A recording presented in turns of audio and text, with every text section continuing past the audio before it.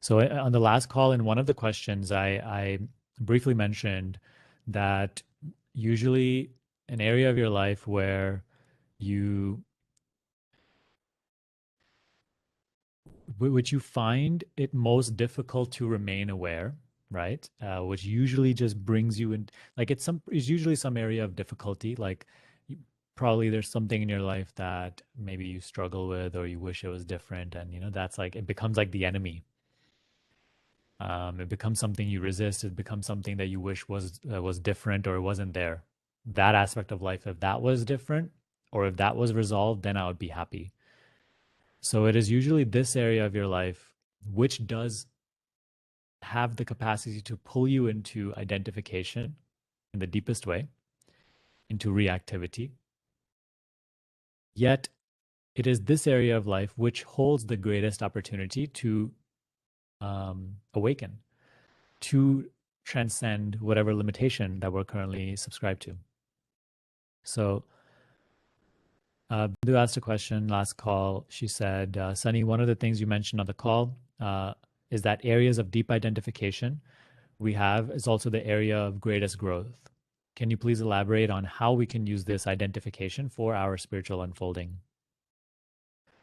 So that's what I'd like to sort of start with today. And perhaps in the meantime, just think of that, what that may be for you.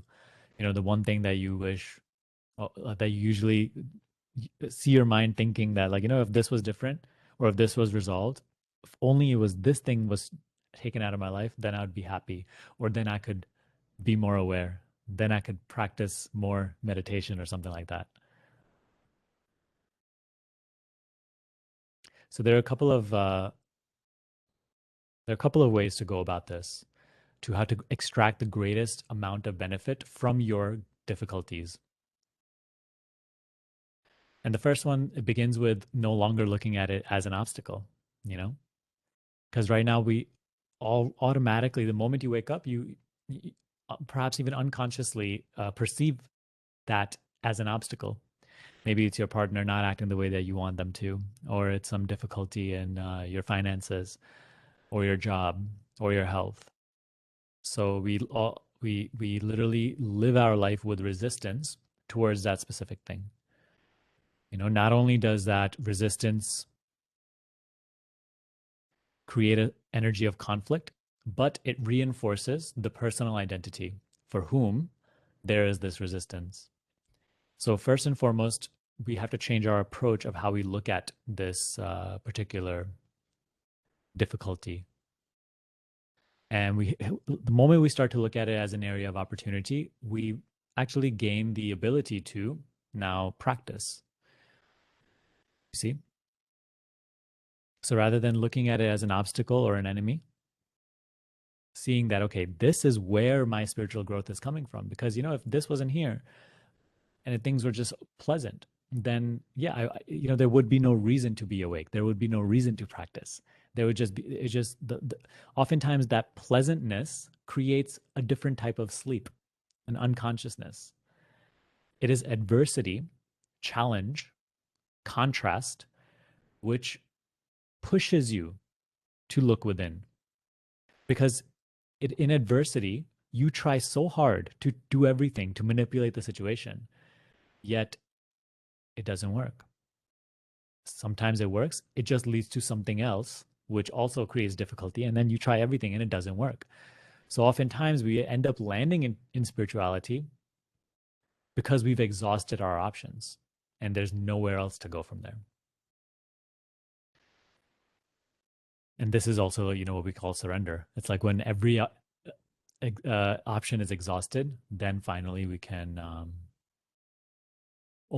then the mind becomes a little open to a different possibility. So rather than getting to that point here and now, having this inner conviction, not only because we're talking about it and this coming up in your experience, but also if you just look past it, look at your previous experience, it is your adversity which has pulled out this awakening, which has made you grow in understanding, in wisdom. So no longer looking at it as an enemy, but rather your friend, an opportunity, and no longer making this practice about getting rid of it. Because usually, the spiritual practice is just so I can get rid of this, so I can get this, so I can be free of this. No, right? That's the little, you see how subtle it is, but it is a massive difference in attitude. So no longer just looking at, okay, I'm practicing this and I'm trying to be more aware and I'm trying to grow from this to get rid of this. No, that's the place to, and perhaps become aware of the mind's tendency to do this, to crave that result and no longer buy into it. In awareness of this mental tendency, you are no longer subject to it. You don't have to buy into it anymore. Of course, the mind wants it gone, but you don't have to buy into that pursuit anymore. You can look beyond it. Now, the second way to go about that challenge in your relationship or your finances, in your job, in your health, is surrendering the outcome of it to life. I think we all have to eventually uh, discover how we can't control it all on our own. There are certain aspects of your life that you have under your control and you do your best to take care of. And what you do is under your control, right?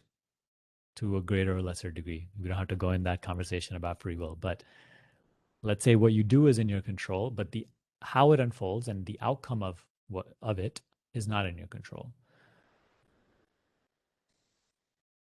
So you can do everything to improve your relationship, but how your relationship goes, how your partner behaves is not in your control. You can do everything to build an amazing business or do your best work at your job, but the outcome of it, there's so many factors at play. There's so many factors at play. So you cannot possibly control every single thing. Wanting to do so creates anxiety. Wanting to do so creates fear of uncertainty, fear of the future, restlessness, stress. That's what stress is. Stress is like a deep rooted feeling that I'm not doing enough, that I'm afraid of what's to come. It's a denial of uncertainty. It's like an inward mental resistance eating away at you. And it stems from this desire to control everything, to have the outcome in your grasp.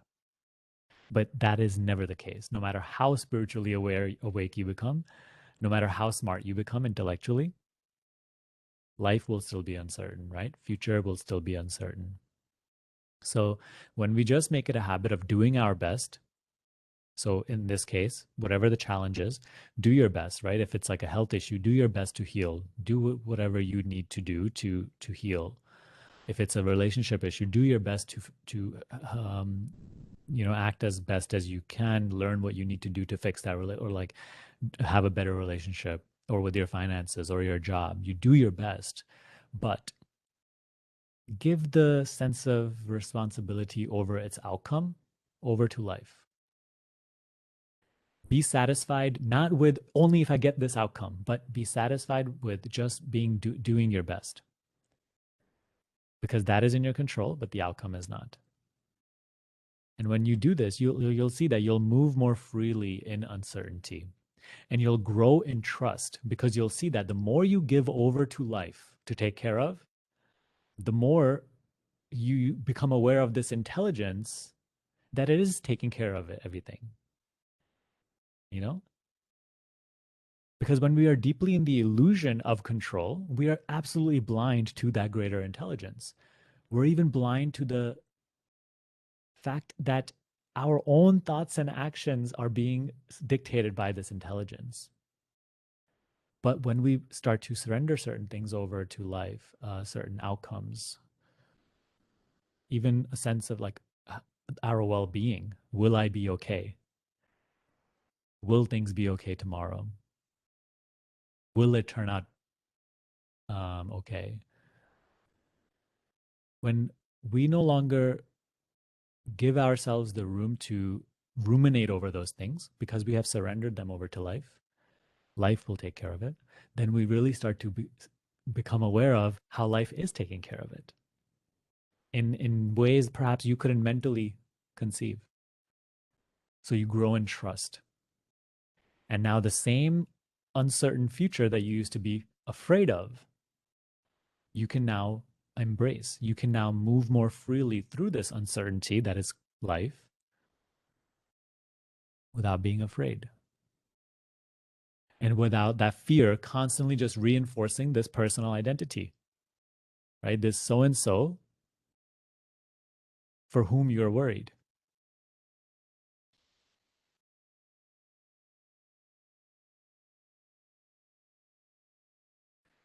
So the more we give over to life, the more we see life taking care of it. There's a quote in the book Who Am I?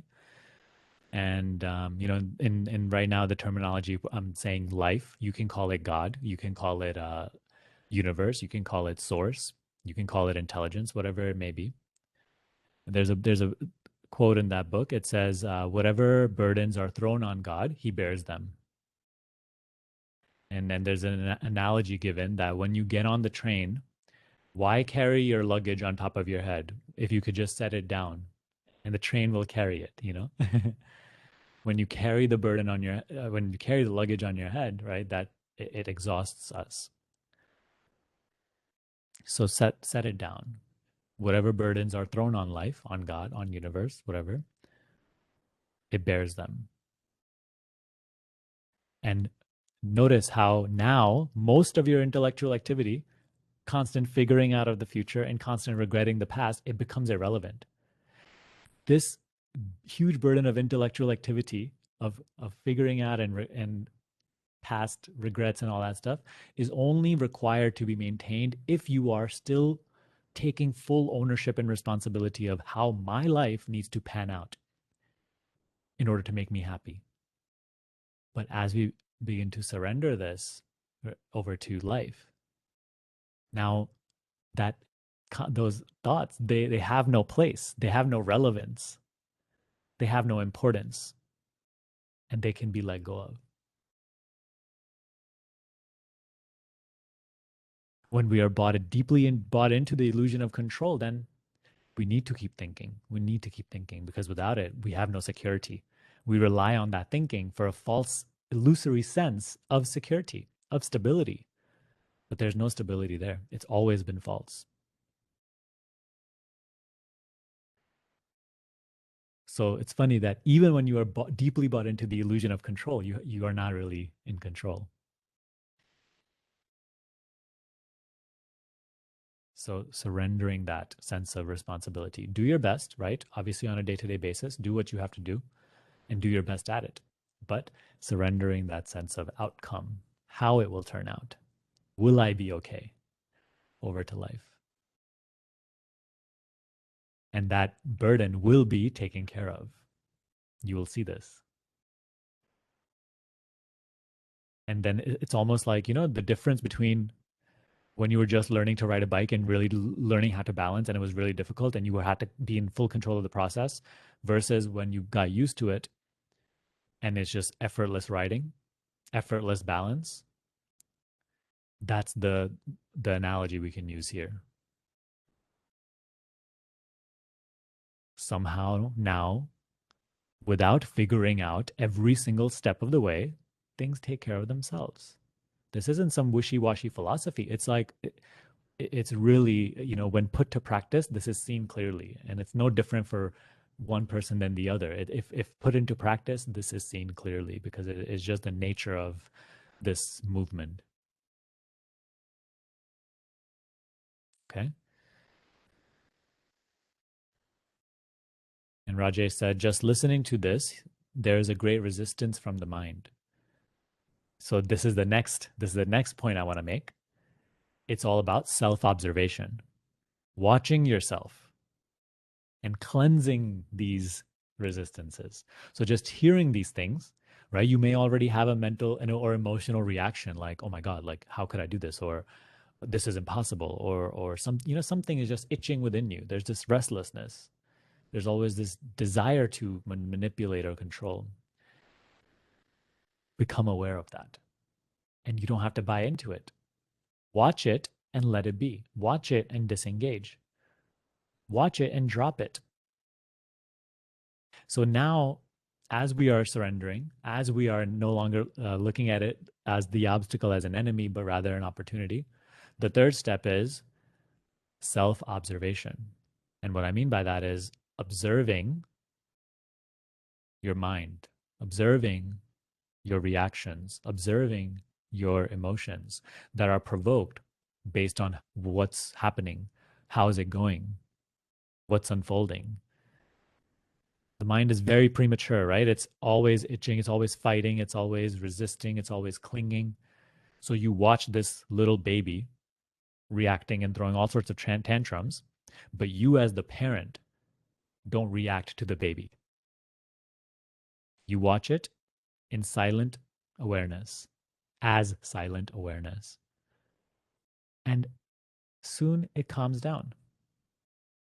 It is the calmness of the mother that eventually calms the baby down. So, in that same way, be the parent to the mind. Watch the mind without buying into every single little thing. Like, let's say a child who's just, very, it's throwing all sorts of tantrums. If you just start listening to the child, everything that it's saying and everything that it wants and doesn't want, you're going to drive yourself crazy. And the child needs to learn.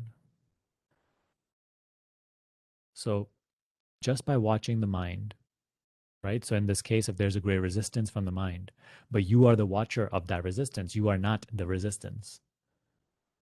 Because right now, this resistance arises and it's just taken to be, oh my God, I'm feeling too much resistance. You're not feeling too much resistance.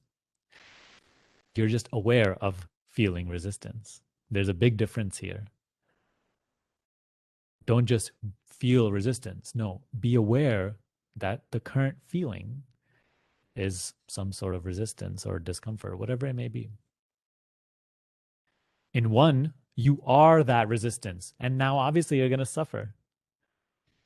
But in the second, you are the spaciousness in which this feeling, which is temporary, is arising and will soon subside, but it will no longer hold the capacity to make you contract into that form. It will lose its capacity to make you become that resistance. So this is the part of self-observation. So when you are surrendering, when you are just doing your best and you're living your life with the uncertain future, now every step of the way on a day-by-day basis, you watch yourself. You watch the reactions, the premature conclusions, the resistances, the fears, the negativity that's arising in the mind. Watch it and let it go. Let it play out and let it go. You no longer have to buy into it. And this is the equivalent of a really dirty cloth being continuously dipped into the river, slowly being cleansed. All the dirt is being cleaned away. So the dirt is these just conditioned responses, these resistances, these ideas, these belief systems that continue to arise. But being aware of that, watching it, but not reacting to it, acting with the best of your understanding when the decision needs to be made. And then you see when the decision needs to be made, and then another fear arises: am I making the right decision or the wrong? You see, like, watch those tendencies, watch those that constant need to secure your future through mind, and no longer buy into those movements. So be decisive, right? And then trust that that decision is the greater intelligence in action. So there's no room for, is this the right decision or is this the wrong decision?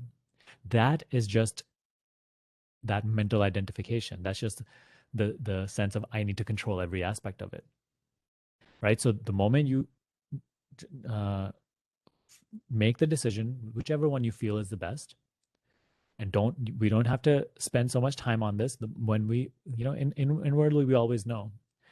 Trust that decision. Trust it to be that and same intelligence in action.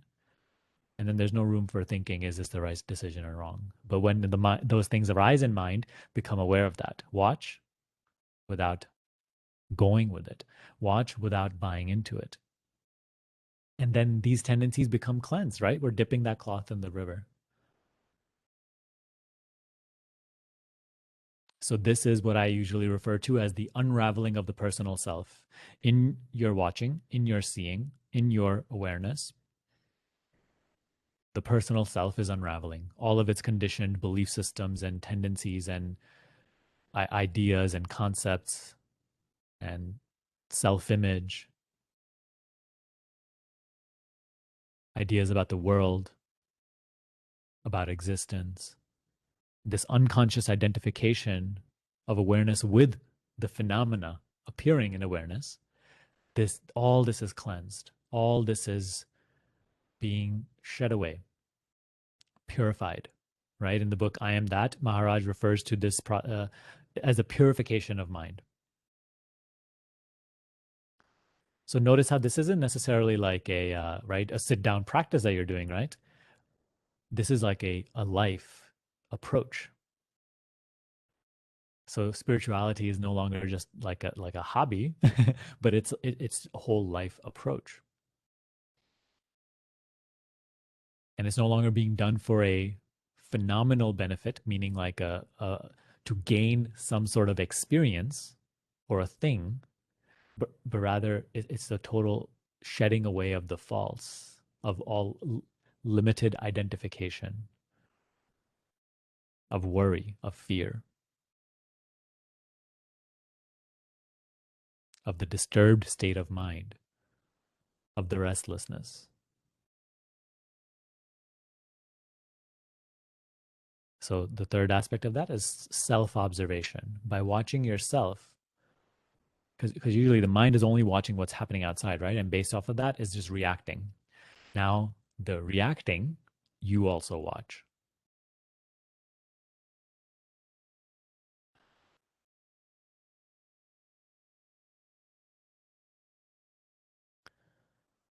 And then lastly, there has to be a commitment or an interest or a genuine desire to be awake through it rather than just being asleep through all of this. So usually whatever area of difficulty, whatever, it does have the capacity to pull you into that unconscious sleep, but there has to be that earnestness, that motivation to want to practice through the difficult times. Because so many times I speak to people and it's always like we practice spirituality when it's easy. It's easy when it's easy. But the moment it becomes difficult, it's just like, not right now, please. I'm not trying to hear this, not right now. That's the state of most people. So now spirituality, like obviously it's going to be easy when things are pleasant and there's no contrast. But it is when there is contrast, there must be that motivation. There must be that genuine wanting to use this to seek the lesson, to grow in understanding, because that will really fuel this whole thing. None of these things there will be a capacity to practice if there's no genuine like movement towards that, wanting to understand, right? Usually we're just like in life, we're just moving to like, I want this, I don't want this. It's just all about personal gain of some sort. But now, rather than just the personal gain, you're seeking to understand life, you know, rather than what you can gain or avoid losing. It's more about how to disentangle yourself from this, how to sort of free yourself from the limitation of the personal state. And it's not somewhere on the other side. It's not in some sort of meditation retreat. It's just in day-to-day life. As ordinary you think it may be, it's in day-to-day life. So spiritual practice is here now, you know. These conversations are part of it. They replenish us and they open our mind, but the day-to-day job, the repetitive work, the repetitive tasks, the unpredictable situations, the good and the bad, that is the spiritual practice. So with that, you gain a very, right? That's a very powerful approach. It's a total mental cleansing and a constant unraveling or dispersing of the clouds which just obscure our understanding of ourselves. Hypnosis versus being awake.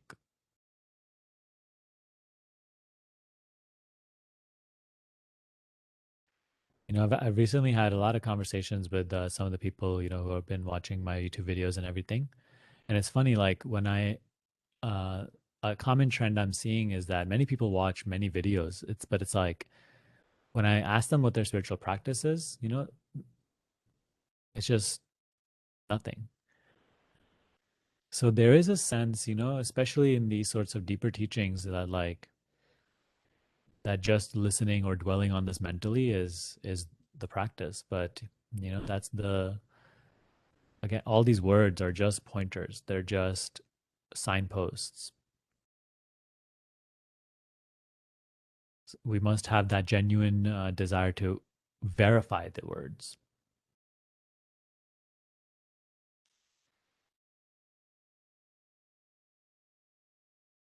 And so practice is so necessary. Silence is so necessary.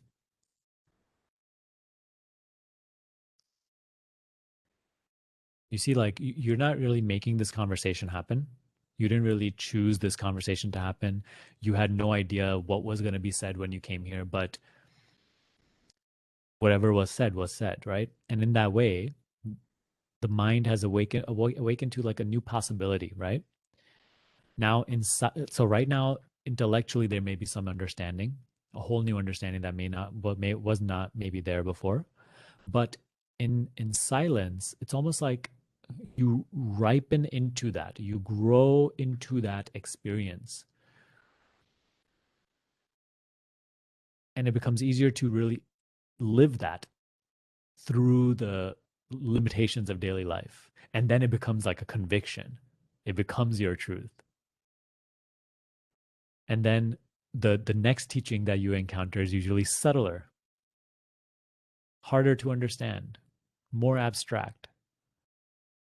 And then again, the mind is open to a newer, subtler possibility. But then again, in silence, you finally the mind becomes subtle enough to be able to comprehend such a thing. And then again, in practice, we can live that.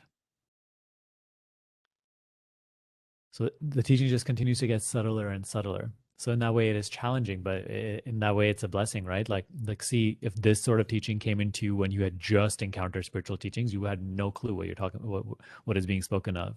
But in the beginning, you know, some really simple teaching comes. Not that this teaching isn't simple, but like the mind at that time, when we are just encountering spiritual teachings, the mind is very dense and gross and lost in concepts. So it needs something very beginner to open that, to clear that denseness up. It makes the mind lighter, more subtle. And perhaps that's what you can feel is happening here. That's what you can feel is happening in your meditation. The mind is becoming lighter, emptier, freer, right? There's just this lightedness. I don't know if that's a word, but like just a feel like a light feeling to the mind, less entangled, less occupied by everything and you know all this content. is becoming free and subtler and subtler, more refined, pure. It's like, you know, a piece of paper which has like so much written on it, and it's like there's no space. That's the mind when we just encounter spirituality, spiritual teachings. And or we can use the dirty cloth example. It's very, very dirty. Meditation, conversations like this, day-to-day practice, it is clearing up that dirt, so that this understanding can be reflected in its purity rather than being distorted through many beliefs and concepts about what we think it is. It's like the piece of paper being, like, being erased. All that ink is being erased, and there's more space. So when the mind is full of that stuff and dense, right, there's suffering because there's too much entanglement. We are too bought into that which is ultimately false. We live in a projected world rather than experiencing reality. There's a deep sense of control, a deep sense of responsibility for taking care of my life. There's a deep sense of identification of myself as a thing, as a person, as just the body and mind.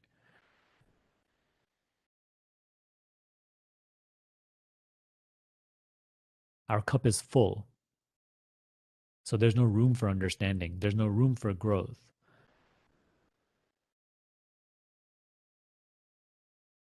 There's a popular saying in spiritual teachings that, like, what is that word? Some, like, the sheath cannot contain two swords, something like that, right? Like, is it the sheath, right? I'm not sure. But when we are full of arrogance in that way, like, that same thing, that one thing that like carries a sword, where you put your sword in after.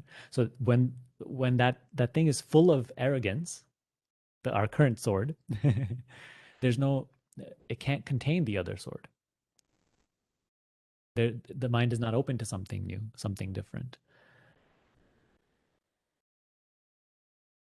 And the very same projections and belief systems it is bought into is what it experiences. Because the world we experience is direct reflection of our belief systems as well. So meditation is a cleansing away of that. So with it, we bring peace and harmony to ourselves, but also directly to our world. Thank you for watching this video. If you want to dissolve mind identification, if you need help, and if you're really committed to this practice, I will help you. I urge you to learn more about my School of Awakening, where I personally work with you to help you dissolve mind identification and become free from suffering your thoughts, free from suffering your emotions, and become established in awareness, as awareness, in your inner peace, happiness. So if this is something that you're serious about, something that you're really wanting to commit to, I will help you create a massive shift just within 60 days. If that sounds good to you, please learn more about my School of Awakening down below. Click the link, you can book a call with me, and we can talk about how I can be of help to you, and if this would be the right opportunity for you. Thank you again for watching this video. I will see you next time.